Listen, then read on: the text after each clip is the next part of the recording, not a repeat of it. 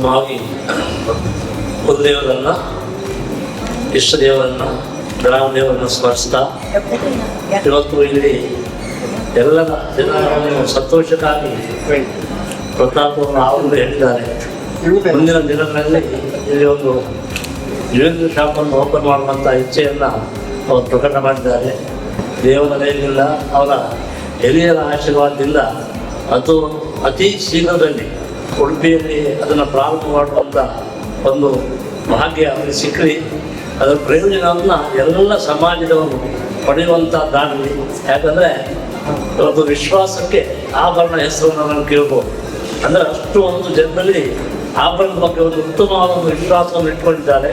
ಹಾಗಾಗಿ ಅವರು ಒಂದು ಇಲ್ಲಿ ಈ ಪರಿಸರದಲ್ಲಿ ಅದನ್ನು ಪ್ರಾರಂಭ ಮಾಡಿ ಅದರ ಪ್ರಯೋಜನವನ್ನು ಎಲ್ಲ ಸಮಾಜ ಬಾಂಧವರು ಪಡೆಯುವ ಹಾಗೆ ದೇವರು ಅನುಗ್ರಹಿಸಲಿ.